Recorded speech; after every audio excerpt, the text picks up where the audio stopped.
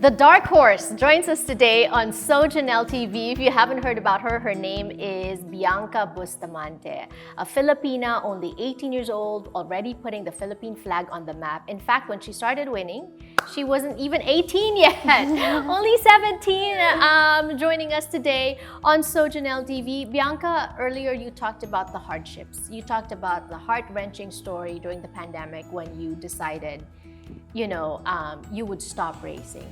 But the story, your story, didn't end there and didn't stop there, because what happened after? So I think now is kind of like my silver lining. And I think, one of the pivotal characters in my story is really my manager, Darryl Young. So when the pandemic came, a few months later, after deciding that I was going to retire, it was my birthday, January 19, and I had a birthday greeting from my manager, Darryl. At that time, he wasn't your manager yet? And at that time, he wasn't my manager yet. But he's a race car driver too? Yeah, okay. Darryl is still a professional racing driver. He's won Macau numerous times. He also owns a racing team. So he's very well experienced, very connected, and an amazing person, and really heart of gold, really, honestly. You first met him? So I first met him in China. I had a race in China when I was, I think, about 12. I think I was a little baby, I was a little kid. And he was one of the main sponsors for the race, the championship that I was doing, and I won that race. And so I remember him coming up to me saying that, I did really well, I seem very dedicated, and he can really see that I was able to make it in the future. So in case I need any help, let's keep in touch, and maybe he can help me later on. I never really expected, where that would lead, especially because some people do that. Yeah. Just like, just to be nice, and I think it's common courtesy. Right. And then fast forward a few years later, he greeted me for my birthday, and then he asked me, he checked up on me. He was like, "So what's your plan now? I see with the pandemic you weren't racing for 2 years, but you do plan to get back, right?" And with that, I was very honest and very very truthful when I said that no, we're retiring because we're struggling financially to even just sustain for the family. And I'm always very open to say this because it's common struggle. It's not something that one should hide, and that's what I told him. And then he asked me if I was given a chance, would I still get back in a car again? And without hesitation, I immediately said yes. And I want to be given another chance to fight for it because I felt like it was taken away from me. And if I were given a chance again to fight, I would give it my 110. I mean, I would do any sacrifice, anything above and beyond. And I think really that, through that conversation, Darryl really kind of opened up his mind, and he was like, "Okay, I've never managed a driver before, but you're very dedicated, and I see that you're very hardworking. And it's one thing to be fast, but it's another to be, a hardworking person." And I had that, and so he said that he was gonna manage me, but he's never managed a driver, so it was kind of like, like testing the waters at first. He was helping me, trying to build up my CV, and we started off from there. Really, I think the first year we started working together was 2021. Just really trying to build my profile, getting an Instagram account because I didn't even have a public Instagram account then. I had like 200 followers, and so he was like, "Okay, now you should send me all the pictures you have so that I can, compile it together and then bring it to sponsors and endorsement or to championships or any program." And then that led us to getting an opportunity to participate in the FIA Girls on Track program, which was held in France. And this was about towards the end of 2021 where I got that opportunity. So it's basically a shootout where they take all of the best female drivers, young female drivers from all over the world to compete at a chance to win in the Ferrari Drivers Academy program. And really knowing that it was going to be a hard challenge because I've never driven in 2 years. I was physically very weak. I was 45 kg. I was so tiny, And I went there. I was the first ever Filipina to have been selected in that as well. And to be the only Filipino up there, I was really scared. Mind that I was only 16 when it happened. It was my first time in Europe, so I was like, But then in the end, we didn't get the seat. So we were once faced again with a defeat, but of course Daryl still believed in me and said that it's only the beginning, and there's a lot more opportunities in the future, so we just have to keep our chin up and keep on fighting. But then that also switched something in my mind, where I told myself that I need to get back in shape. I need to start training again. I need to fight as if I have a race to win every single day. And I think that's what the pandemic taught me, is that, often we prepare ourselves, for future events. But now that I've once accepted that any time in life, anything can be taken away from you, you need to fight every day as if, you have a race to win, a championship to win, an exam to take. Every single day should be a challenge to better yourself. And that's why mentally I've always just said myself, to challenge myself and to be better. Even just 1% every day is enough. And to get myself in the gym, even for just 10 minutes, is enough. Right. To keep on fighting. And with this, we got another opportunity to get into the W Series. So that was 2022. Whew.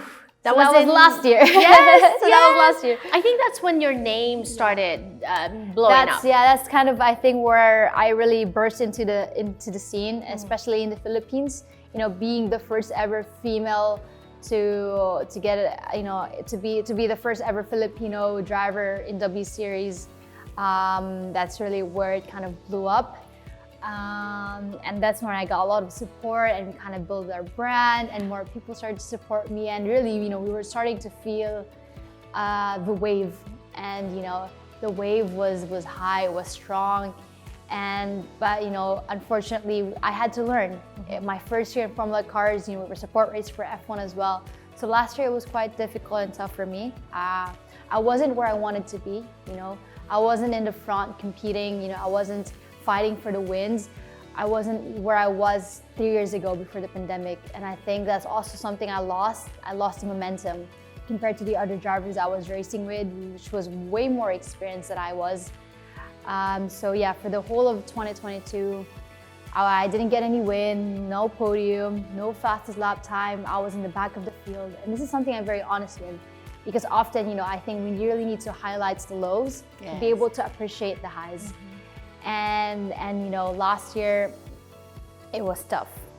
I was slow, and at times I would hear a lot of people tell me that I'm not a good driver. I've lost my peak, that it's time for me to just really retire because I'm not a good driver anymore, which is acceptable. I think people are often open to their opinions, and for me and to my team, we know where we came from, and we're in a better position than where we were yesterday or a few months ago.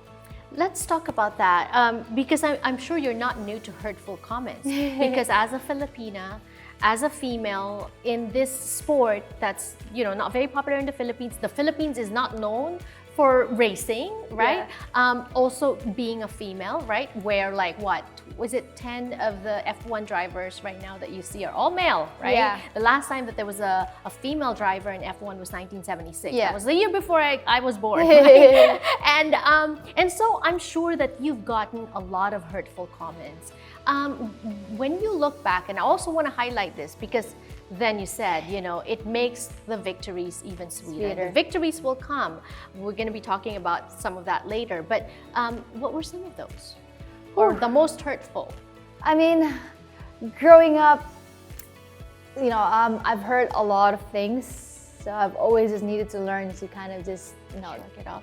To shake it off, close my ears, in and out, one ear out in the other. And I think this really was the reason why I was able to become really strong, especially when those hurtful words come from sometimes relatives, which I think happens quite often sometimes in the Filipino culture, where I mean this in no mean way possible, but sometimes relatives can be very, I would say, very hurtful towards their words whenever they would say for me to dream less, so maybe you'll achieve something in life. And I think that's one of the most hurtful words I've heard. You know, I've been called a lot of things. I was called fat, I was called slow, this and that, but I think that one hurted most because, you know, for a person to wish someone else to dream less so that they'll achieve, you know, something in life, it meant that they really had no belief in me, like no belief. They didn't believe that I was gonna make it. They didn't believe that I had what it takes or even the talent or even a mere chance.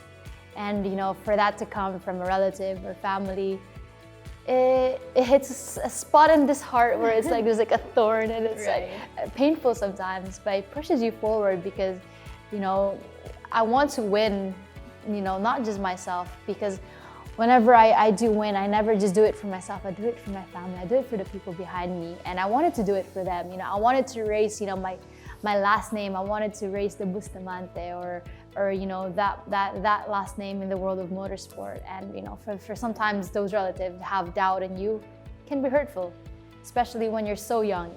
Right. So when you were having a bad year last year,